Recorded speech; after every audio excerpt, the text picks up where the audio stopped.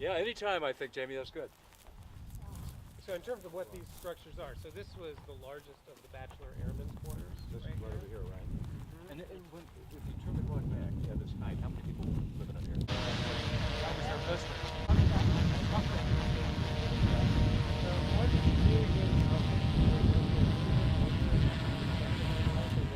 The youngest soldiers who were up here, the ones who wanted action. They were like teenagers, right?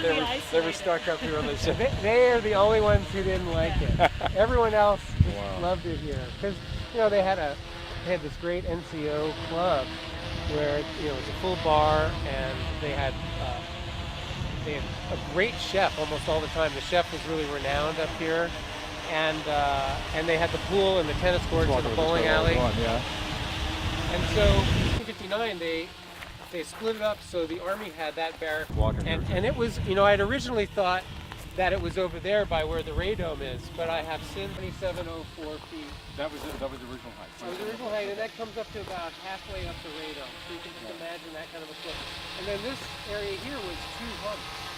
It was like a large hump that probably was about 2,680 feet, quite high there, and then a smaller hump right here that went down to that area where the boiler room was. So how much more elevation from the highest point to the highest point now? It was probably about 300 feet almost. Well, no, it's about 20 feet above our heads. Oh. Is where the average height of the two peaks were. 20. But you were saying that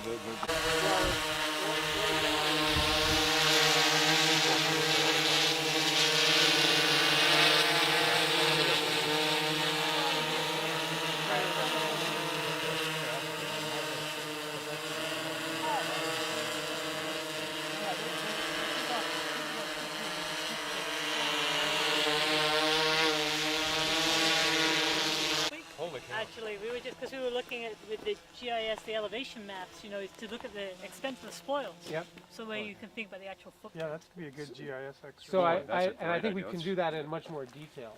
Right, you can ground truth it. You can do this. Yeah, we can do it from the ground. Yeah, well, we basically did that side so far today, but there's a lot going on this side. So that building, different movies a week that they showed, and very popular. Turtle Meadow is incredibly creative. Oh wow. Yeah, watch the bush. Yeah, watch the bush. Two people we saw hiking just now. He grew up here. Could optimally over the last 25 years, and so he's kind of the patron of this project, and he's extremely wealthy and has many houses on this estate, and I have to get my own chef and a masseuse, and so many people, and I get to actually to bring an assistant with me too. Yeah, we always have to start with topic. This is just for your information, just for the record. Information, mister. Your first name, your last name, yeah, proper spelling. Let's see if you can do that. Sure, and then maybe a little, we'll describe you as something that I have in mind. But go ahead. You want me to describe me? Why don't you do it? Okay. I'll probably steal from your language. Sure.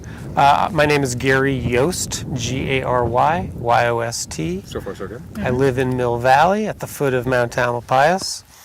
I'm 55 years old. I've lived here for 17 years.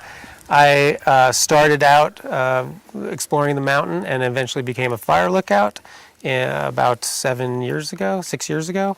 And then I ended up passing through this place on West Peak so often that I became more and more interested in its history, until one day I made a commitment to doing a little documentary about that, and was very lucky to meet Mike and to get permission to be up here a lot, and made a little film called The Invisible Peak to raise awareness about this hidden part of Mount Tamalpais. And you're also working with these guys, just in general. You're working, you have beautiful films from your time up at the East Peak, here around the mountain, and people who love and have passion for this place. And you are going to be sort of documenting the evolution of this whole mountain's future here. My intention is to document the entire restoration process of West Peak and all of the other projects that I am allowed to document as they go forward. My focus in my entire life is the mountain. For a lot of reasons, the mountain has... Let me ask you, Gary. So we're rolling. That was rolling. So Gary Yost. Gary, And then we got a little airplane. Jordan, you have to let me know if the plane becomes a problem. Yeah, okay. I think we're okay It's, right now. Yeah. So, Gary, I mean, clearly, you're investing your time, your energy, your passion, your enthusiasm, into this mountain of ours here. What is it? What inspires you about this place? Well, the reason why I spend so much time on Mount Tam is because it's a place where I can go that's healing to me. I mean, really, there's nothing more simple than that. When I need when I need solace or time to reflect, or just time to feel better, I have so many places on the mountain I can go that feed me in that kind of deep spiritual way. And it's really the same for everyone who comes here and enjoys the mountain. Everybody who comes to the mountain has their own personal relationship with it, and I speak to so many people who come here in those times when they need support. And man, you can't expect for more support than you can get from a mountain. and so it's always been here for me. I've only lived in the Bay Area for 34 years. I was unfortunate that I didn't grow up here, but as long as I've been here, the mountain has been a place that I've come to when I needed to get back in touch with nature and elemental forces. And so eventually I became a fire lookout, really because I wanted to sleep on top of the mountain. I had this real need to spend my nights up here. And of course, you can't do that legally anyway, unless you're a fire lookout. And so once I started spending nights up here, my relationship just became different in a way that I wanted to spend more time up here. And really, in a lot of ways, and I don't think my wife would get jealous about this, but many times when I come up here, I feel very much like the way you would feel on a first date. That there's this excitement about coming up to the mountain, not knowing what you're going to meet when you come up here. And so I have a relationship. It's almost like anthropomorphizing the mountain as a character or an individual, especially when I'm coming up here to create images, to shoot things. I don't know what the weather's going to give me and the mountain's going to give me, and so there's an anticipation when I'm driving up here that is really the only thing I can compare it to is when you have this date coming up and you're going to meet this person for the first time, and what is that person going to be like, and how is your chemistry going to work together, and it's my heart races, and it's just a very exciting feeling for me to be up here. And this is, this is a romance for you. There's a profoundly romantic, joyous, mystical relationship you have with this mountain. Absolutely, and it comes through in the work that I produce on the mountain. It started, with the Fire Lookout piece, that I wanted to bring the magic of what it's like to be up here over the course of a day in the Fire Lookout and a night to my friends. I wanted to bring that down and show people what a magical place it was. And then this kind of the romance blossomed as I started, learning more about it. And there are so many people who know more about the mountain than I do. There are real historians of the mountain that have tremendously deep knowledge, and I've been lucky to, find some of those people and talk to them and learn little bits. And the more that I do learn, the more I realize there's just so much about the mountain that is undiscovered and that I don't know. Wonderful. And there are a million things I'd ask you, but this is, and so in sharing this and making these beautiful stories that you make, through the spectacular work you guys do. What do you hope the rest of us can gather from having a chance to see the mountain through your eyes and through the feelings and the romance that you have for it? Well, the reason why I've put so much work into creating these images, these films about Mount Tamalpais, is because I want to deepen the community around Marin County and San Francisco. I want to deepen the community's relationship and understanding of the beauty of the place. And I want to share this feeling that I have, which is kind of overflowing. The mountain's kind of working through me in a way to share that, so the people in the community also have that sense of reverence and feel that magic about the place. And a lot of the work that I do, I think really does impart that sense of magic about it. And I would venture to say that you have a receptive audience all around the mountain. Any thoughts about the community and its passion for this mountain? Well, everybody in the Bay Area who has ever been to the mountain comes to it, in their own personal way. As I was saying before, each of us has this relationship. And over the course of the last couple of years, I've met so many people who've told me these amazing stories. People who were very ill and would come to the mountain and it would be restorative to them. People who would walk up to the top of the mountain every day. I met a man who walked from Mill Valley to the top of East Peak every day for an entire year. And that's how he deepened his relationship with the mountain. And so I've been really lucky to speak at a lot of local organizations and show the invisible peak there. And people meet me and tell me their stories. And it's just really obvious that every single person has this very personal every person who comes to the mountain has a personal and almost intimate story about how they recreate themselves here on Mount Tam. I completely agree. Just talked to a bunch of them today when I was shooting over in Corte Madera Ridge, including our wonderful ranger who grew right up over here and just as eloquent as Gary, as you've been about all of this from his life experience. So let's we got great stuff there. Let's talk a bit about West Peak. Yeah. So we're wandering around West Peak. You guys are showing me this place that was, when I was a young guy growing up, this was off limits. This was Air Force and Army, Nike missiles up here, and now it's a sort of the remnants of a ghost town. What's your dream here? We're gonna bring everybody into this, but Gary, what's your dream here for West Peak? Well, I want to see the mountain restored to a place where we can feel like we have done the best we can to make it a natural place again.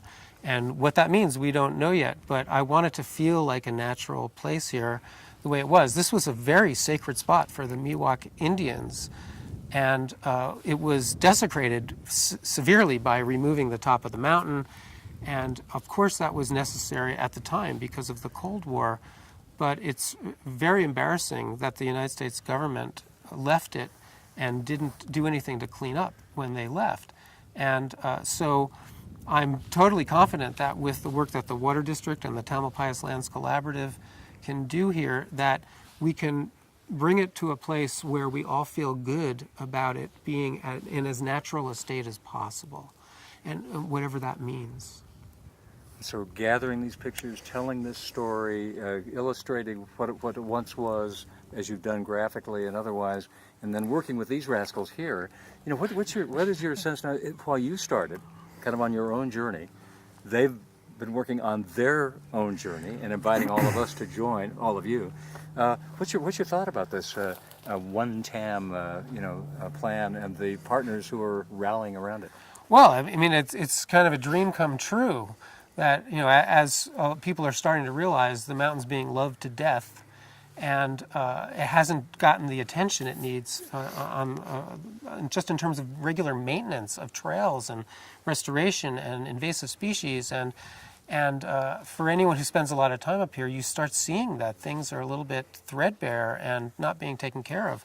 And so along comes the Water District and then the National Parks Conservancy and state parks and the national parks, and they say, hey, we're going to get together and we're going to pool our resources and make this mountain healthy again. It's incredibly exciting. So I was doing my own little thing, just trying to educate people about what was up on West Peak and why this abandoned set of ruins is still there. And then I called Mike one day and he said, this is the greatest news because we're putting together this collaboration of the agencies to support restoration. And so it was kismet or fate or whatever you want to call it. I think the mountain is working through the Tamalpais Lands Collaborative the same way it's working through everybody. You know what I mean? I don't think we have a tremendous amount of free will here. The mountain needs this work, right? And we're custodians of the land for our children, right? And so it's kind of like predestination that we're all working together. And the goal is to bring thousands and thousands of people into this umbrella under the Tamalpais Lands Collaborative to do all the things that need to be done. The restoration of West Peak is just one of many, many projects that have to be accomplished. So how do you guys feel about having, we talk about, we've had conversations about work together on behalf of the whole mountain, but also get all of us involved. And so you have a citizen involved here. Mike, for you, how is it, how is Gary sort of emblematic of this thing? Okay, ready. You got to have those big shoulders on your padded shoulders on your Right. and stuff like that. Have my I got letterman's those in the closet. jacket. But I also want these guys to be, Jordan, to be able to really be together, relating to each other here Yeah. as well. So Look at it. don't So, yeah, hesitate, kinda don't hesitate natural, to look but- to each other. yeah. If when you talk to me, that's fine, but if you look at each other, that's Yeah, okay. fine. Yeah, Good. just be natural, as humanly possible.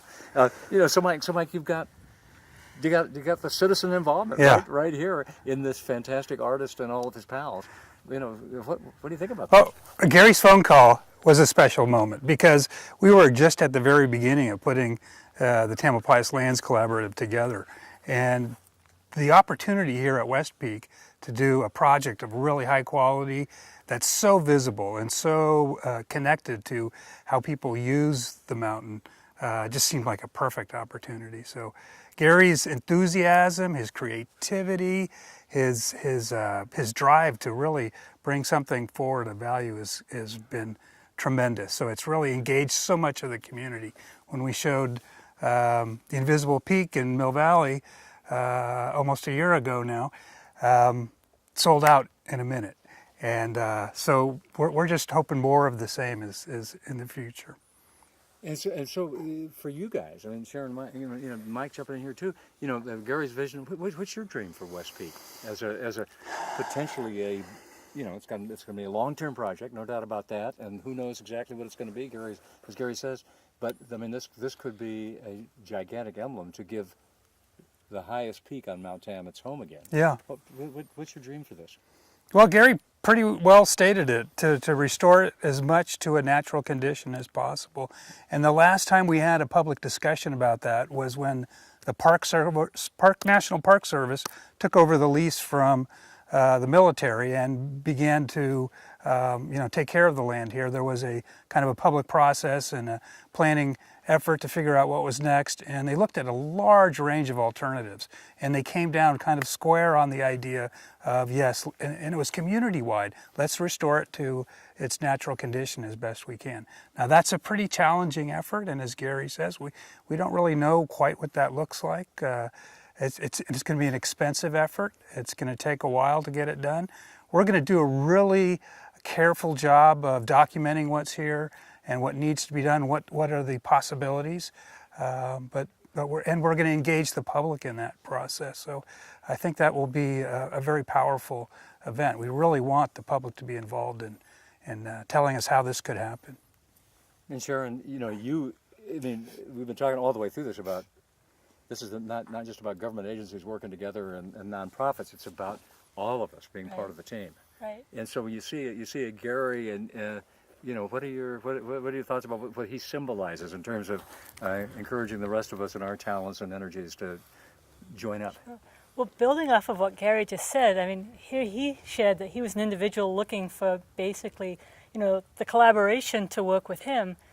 A lot of folks think that the agencies can do a lot of these things by themselves, and they can't. We can't. And so to be able to have the benefit of a committed individual or group of individuals who are vested in the same type of resource protection or just vision around the long-term health of the mountain, you can't ask for any more. I mean, Gary was so humble when he gave his debut of his film. He invited us to be a part of that, recognizing this was an audience that we perhaps as agency or as a collaborative hadn't necessarily spent as much time engaged with, so that we could begin to speak to how the mountain could undergo restoration and how they could, if they were interested, be a part of that. And I think for us, it's helped shift a little bit the perspective, in that I think we're coming into this process very open that people like Gary, whether they be artists, filmmakers, homeschoolers, whomever, that there's an opportunity to share that talent, share that passion, and ultimately it's going to take that for whatever efforts that we undertake, whether it's programming for kids on the mountain or whether it's basically doing restoration work at Potrero Meadow. So how I feel incredibly excited because it's an invitation we really want to accept. It's an invitation that we can't actually do our work without. You need all of us Garys to jump in here and lend a hand. And it adds a perspective too. I think sometimes when you're working for an agency or land management, you have a certain set of thoughts and focus, and they're really grounded in plans and vision.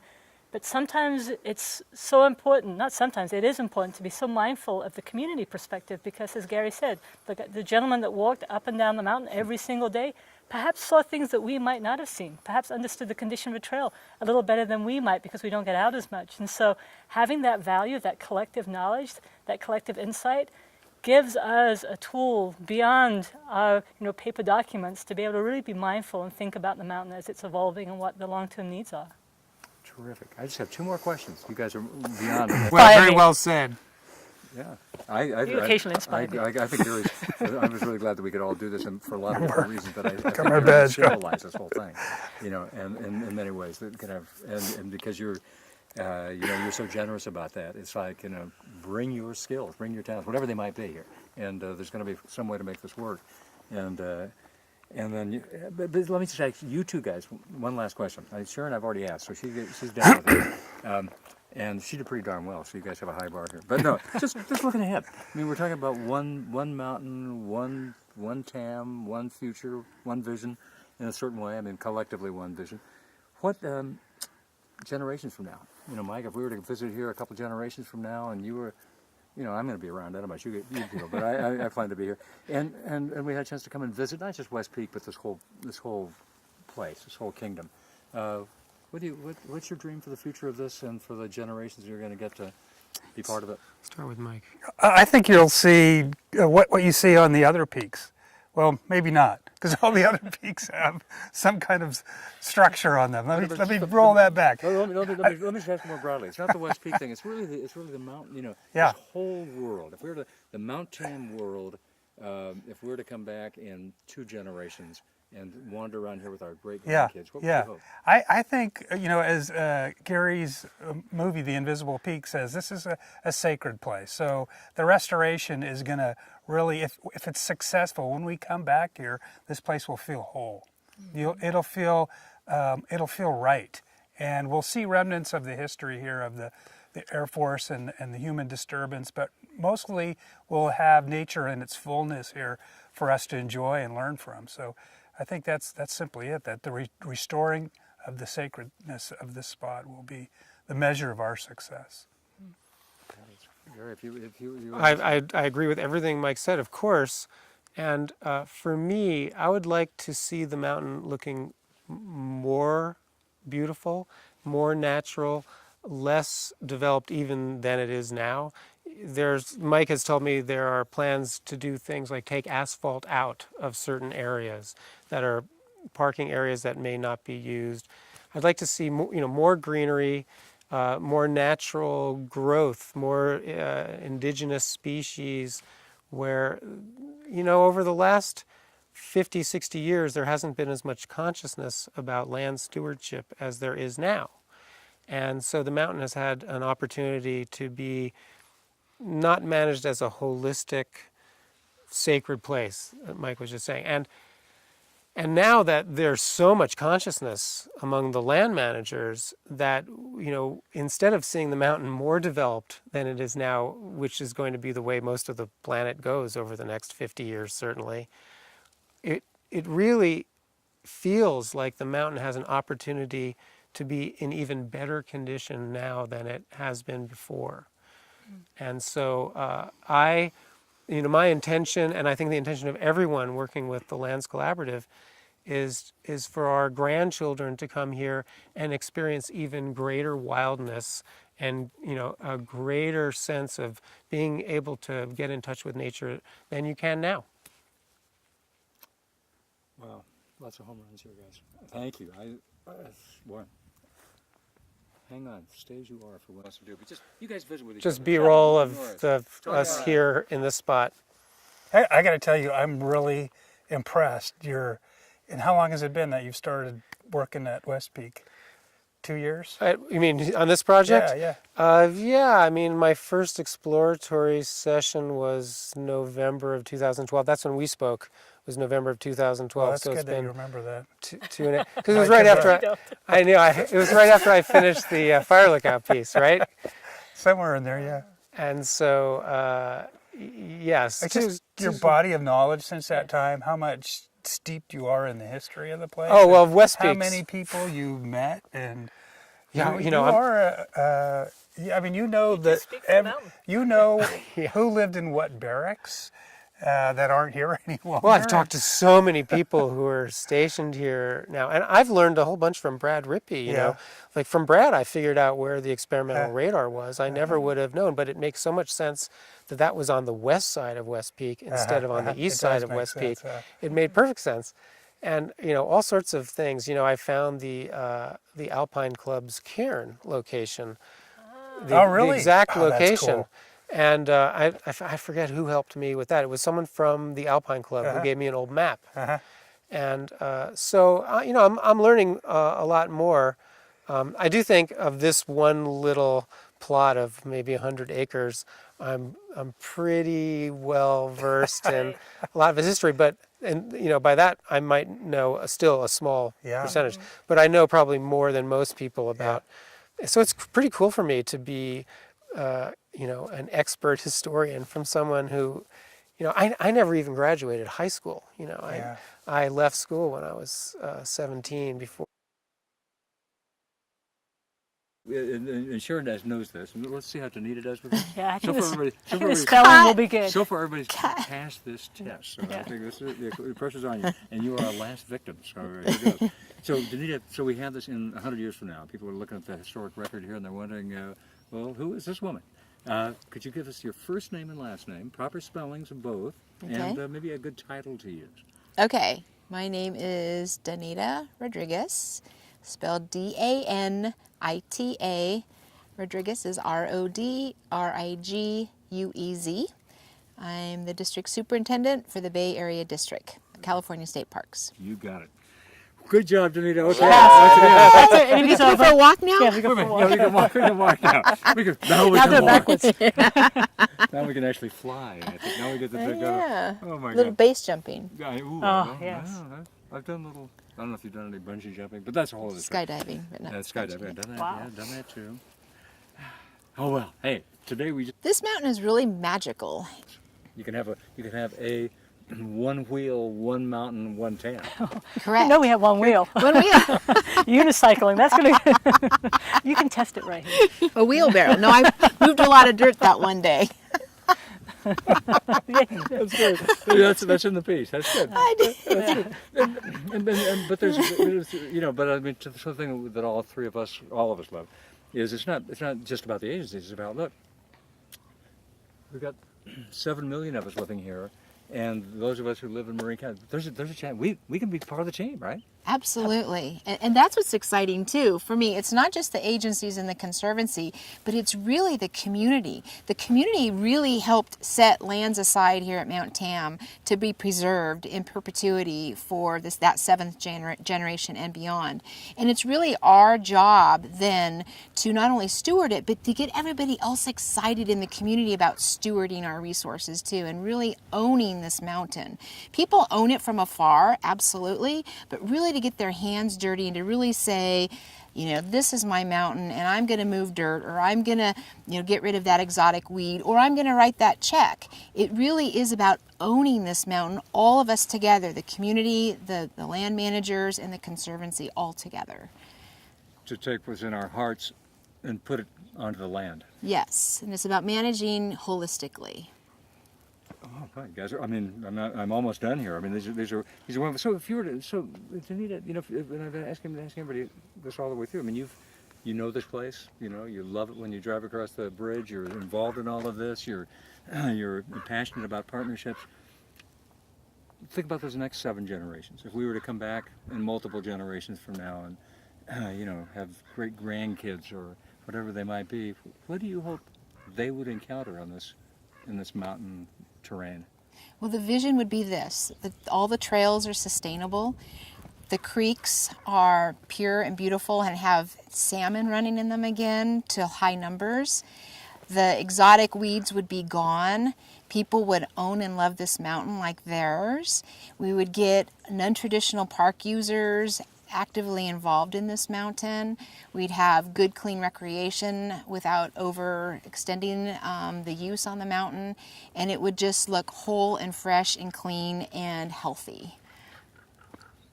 Excellent, excellent. You And see why she has a job. boy, I'll say so. No kidding. I mean, she's always wonderful, but this is fantastic. And to hold Sharon's point too, and that it's accessible and easy to get here. You don't have to drive your car. I mean, hopefully, as it goes on, that this will be a place that we can access as easily as humanly possible, and Yes. in ways that are not harmful to the place, but to be able to get out and celebrate it. Yes. Boy. And rolling. Okay, so Janita, here's the big quiz again here. You have to give us your first name. You don't have to spell it this time. But your first name and last name. And years of service in the Park Service. Name is Hang on one second. Hey, guys. Hey, Jerry. Yeah. I'll tell you quiet on the tip for you. That's right. We're doing this additional name and rank and serial number. Okay. Name Name is Danita Rodriguez. and the title would be? District Superintendent for the Bay Area District for California State Parks. And you're also doing some other things right now, too. You're working up at the Sacramento. You're working on this transition team. Could you describe that in a couple of words? The transformation team is basically charged with transforming California state parks and how we do business. And it's really kind of that next step after the Parks Forward report came out. Fantastic. And Janita, when did you enter the Park Service and your years of service? I have almost 38 years in. Wow. Yep. No kidding. Yep.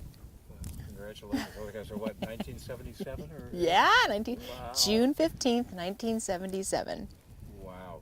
Hey, Janita, where'd you start? Silverwood Lake State Recreation Area, which is a reservoir part of the State Water Project. Oh, very cool. Well, Janita, the question I want to ask here is, this, the new partnership, the new TLC partnership. How would you sort of describe that, that partnership? I already said that earlier. Yeah, but you have, but I think maybe. Sorry. No, that's good. No, you really Okay. did. And we can excerpt it, but That's for okay. their purpose, if you were to do another quick synopsis of it, how would you Okay. describe the, this TLC Lands Collaborative?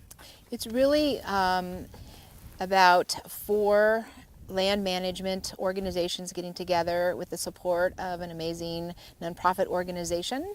So it's partnerships on steroids. We'll use your other one because that was really, really that good. was good. Okay, let's give this a shot. When you look at this new partnership, what's the power of that partnership? How do you describe the sort of the potential power of this partnership with all of you guys working together? What would you say? Well, the power really is in numbers, and I also see that all of the agencies involved in this collaborative really are big, robust agencies that really have a lot of good community support. So even if one agency had a lot of community support, you can imagine how 5 partners can actually have community support. So that times 5 with this collaborative really does have a lot of muster and strength behind it.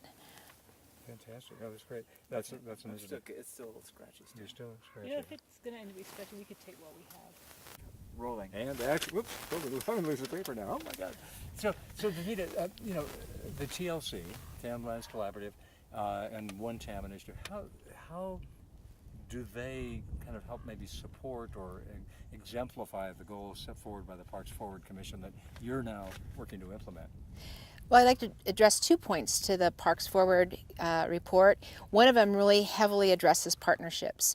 And I just want to say State Parks has always had partnerships and is always engaged in partnerships, but one of the tasks for the transformation team in implementing what the Parks Forward Commission is recommending is really to implement and how we look at partnerships maybe a different way, or look at them on a different level, or look at different models that potentially we haven't looked at before. The TLC was actually mentioned in the Parks Forward report as one model that could be used potentially other places. And it talks about using public-private partnerships as well as nonprofits and others, and how we manage our parks holistically. So whether that's taking care of our resources and handling educational programs and other pieces and parts that we do when we manage state parks, really looking at these partnerships in a different way. So when I step back and I look at what the TLC is doing, that really is an amazing model. Maybe not replicated everywhere, but it is potentially a really good model to use elsewhere in state parks and potentially other places in the nation and the world. Wow, so the lessons learned here, I mean, as the TLC gets going and MtTam gets going, and it's going to learn and grow and evolve as time goes on, this is sort of a testing ground for ideas and notions that could be applied almost anywhere. Absolutely. And there's another piece of the Parks Forward report I also wanted to mention too that the TLC really could really meshes with, and that is about access for all. And so as we are engaging the community in the efforts here at MtTam and the TLC, part of that is really engaging non-traditional park users and getting them excited about what's going on in our parks, specifically here at MtTam. And hopefully some of these non-traditional park users, whether they're the millennials or they're the underserved or they're just people that really don't know much about parks in general, will come to love parks and potentially have a career path for them as well and be big supporters of parks. In so many ways, this becomes kind of a portal, an open door to that bigger world of engagement. Absolutely. That could change lives in lots of ways. Yes. So you're pretty happy about this TLC thing so far. It is so exciting. It's one of the most exciting things that I've done in my career and been associated with. I mean, I've done some really exciting things in my career, but this is really legacy for MtTam. And that is really exciting and really important in how we manage this really special resource. And legacy for MtTam, but also legacy that could find its seeds that could be scattered to the far ends of the earth. Absolutely. That's pretty cool. Yeah, it's really cool. Yeah. Replicate, I just haven't Right. tried to catch one film. duplicate, Yeah, go no, forth, make replicate- more. I don't know if I could. I gotta get more sleep. I think. Actually chaired the Tamalpais to the TCC.